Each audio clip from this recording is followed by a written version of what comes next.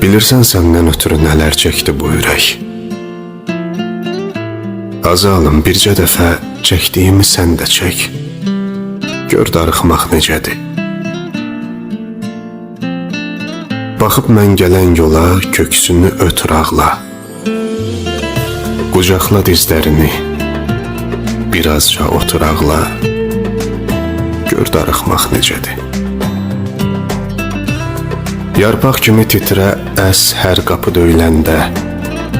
Ürəyini tutub qaç hər adım deyiləndə. Gör darıxmaq necədir. Yaz gecəsiydi, getdin göz qırpımında eşqim. Getdin arzularımla, rüyalarımla, nağıllarımla. Əyildi qəddim, soldum bir bənövşə tək eşqim.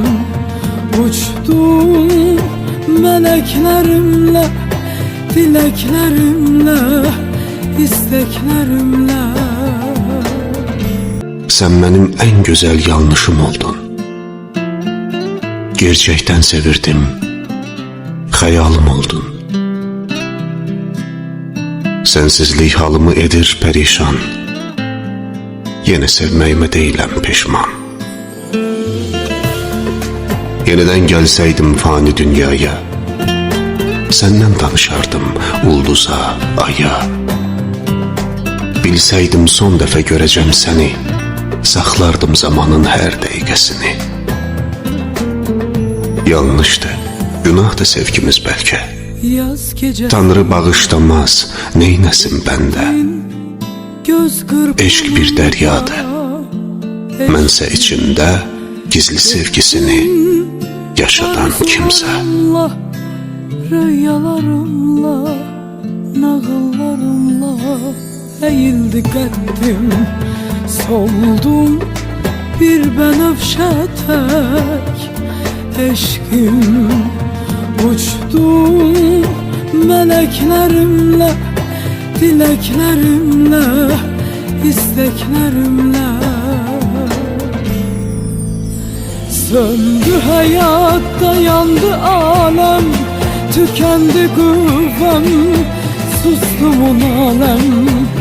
Dondun dodaqlarımda, hülyalarımda, duygularımda. Bir bulut olup dolup kalıp kövrəlmişəm mən eşqim.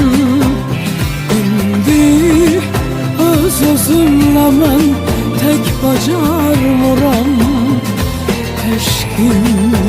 Söndü həyat, dayandı aləm, tükəndi qüvvəm, sustum aləm. Dondum dodaqlarımda, dünyalarımda, duygularımda. Bir bulut olup, dolup kalıp görülmüşəm mən eşqim. İndi öz-özümlə bacarmıram,